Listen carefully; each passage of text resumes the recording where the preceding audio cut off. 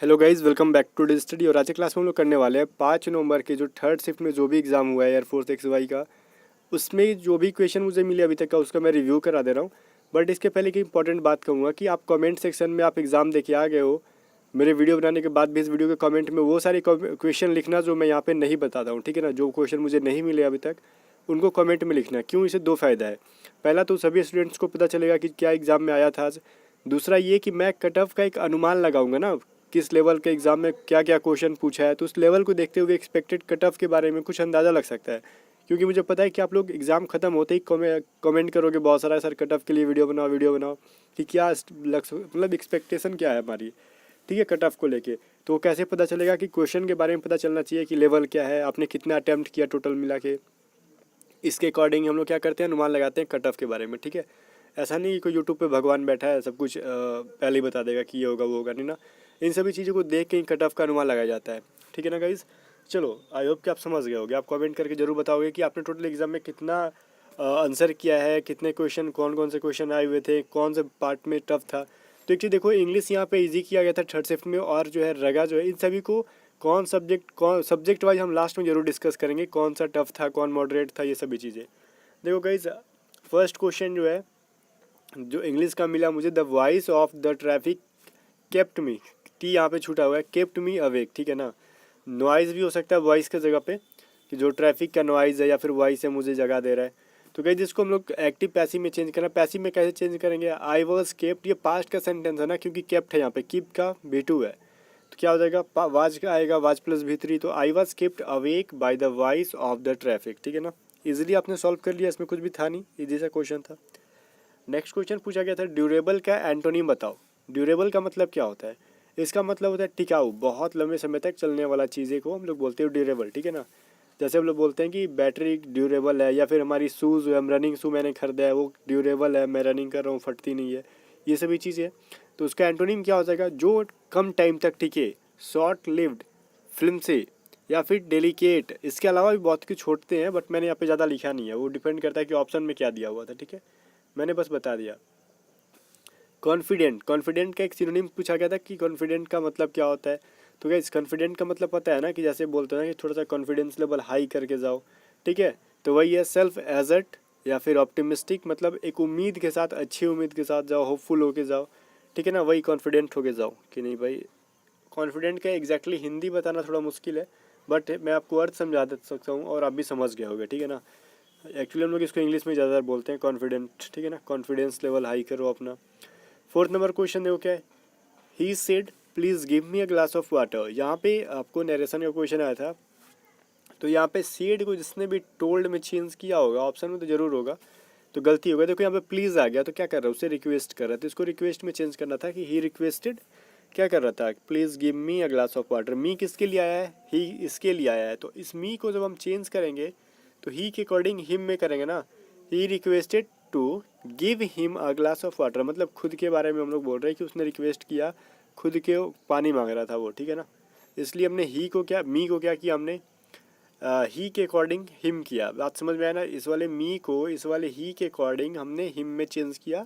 क्यों? क्योंकि ये जो हम सेंटेंस अब चेंज कर रहे हैं, तो किसके लिए चेंज कर रहे हैं, इसी के लिए ना, कि कौन रिक्वेस्ट किया, पानी मांगा, किसके लिए, खुद के लिए, तो उसके लिए ही का कौन सा हम प्रोनाउन यूज़ करेंगे, हिम यूज़ करेंगे, ठीक है ना। चलो, डिग्री आया हुआ था एक question, fill in the blanks में डिग्री से पूछा हुआ था, जो भी पूछा था एग्जैक्टली पता नहीं है। फिल इन द ब्लैंक्स तो जाहिर सी बात है, चार से कम फिल इन द ब्लैंक्स नहीं आए होंगे, बट इंग्लिश ईजी पूछ रहा था।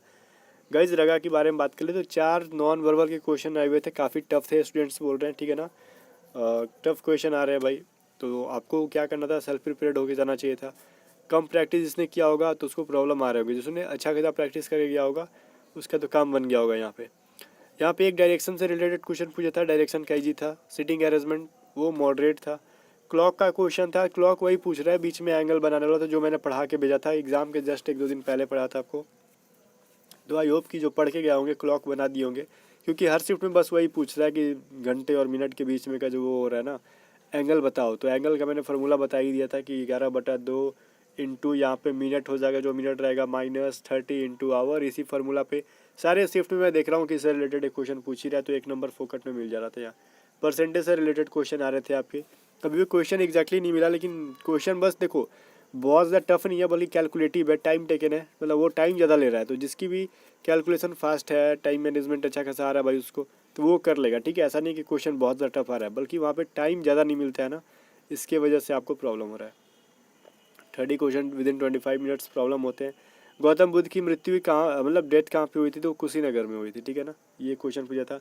बायोस का फुल फॉर्म पूछा गया था, तो होता है बेसिक इनपुट आउटपुट सिस्टम, ठीक है। बायोस का फुल फॉर्म क्या होता है, बेसिक इनपुट आउटपुट सिस्टम, और ये प्रीवियस ईयर का है।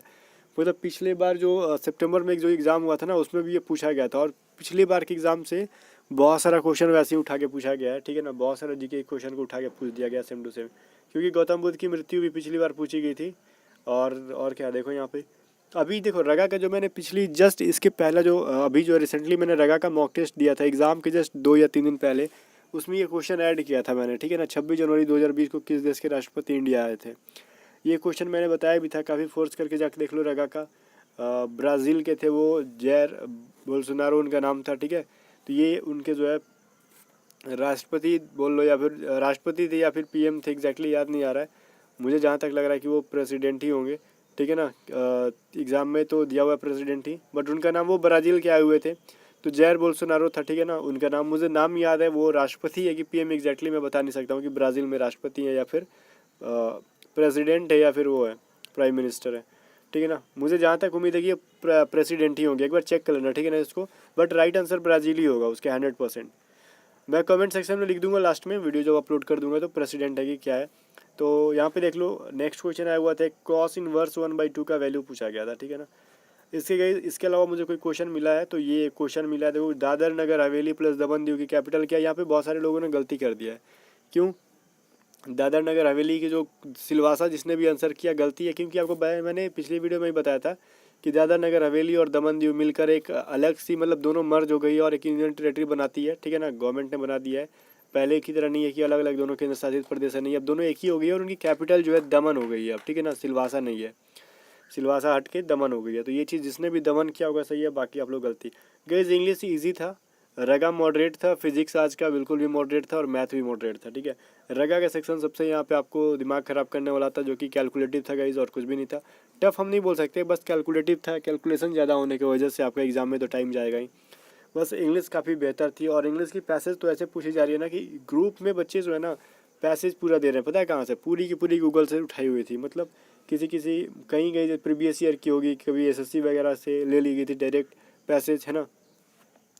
मतलब सारे के सारे पैसेज जो आपके शिफ्ट में आया था, उसकी कुछ लाइनें अगर याद हो तो गूगल पे लिख के देखना, वो पैसेज मिल जाएगा, ठीक है। क्योंकि टेलीग्राम ग्रुप पे मैंने देखा सारे बच्चे बोल रहे कि कंप्लीट गूगल से छाप लिए पैसेज को, बोल रही है वाला पैसेज सेम टू सेम पूछा गया था। मैं बार बार देख रहा हूँ यही चीज़ें। तो इंग्लिश बहुत लाइटली लिया गया, एयरफोर्स ने लिया, इतना ईजी कभी पूछता नहीं था इंग्लिश, बट इस बार कुछ ज़्यादा इंग्लिश ईजी पूछ रहा है। आई होप या तो आपकी प्रिपरेशन बहुत ज़्यादा अच्छी हो चुकी थी इंग्लिश की, या फिर इजी क्वेश्चन पूछ रहा है, यही मैं बोल सकता हूँ। बट रगा थोड़ा सा अच्छा खासा क्वेश्चन उठा रहा है, कैलकुलेशन उठा रहा है, तो इसके लिए कैलकुलेशन जिसका फास्ट होगा उसको बहुत ज़्यादा फायदा होने वाला है यहाँ पे, ठीक है गाइस। आई होप कि आपको वीडियो पसंद आएगा, वीडियो लाइक कर देना, पसंद आया तो कमेंट करके बताना कि आपने कितना अटैम्प्ट किया था, और इसमें से जो भी क्वेश्चन आपको पता नहीं है तो ठीक है, बट पता है और भी कोई क्वेश्चन तो कमेंट कर दो, बेहतर होगा। मिलते हैं नेक्स्ट वीडियो के साथ।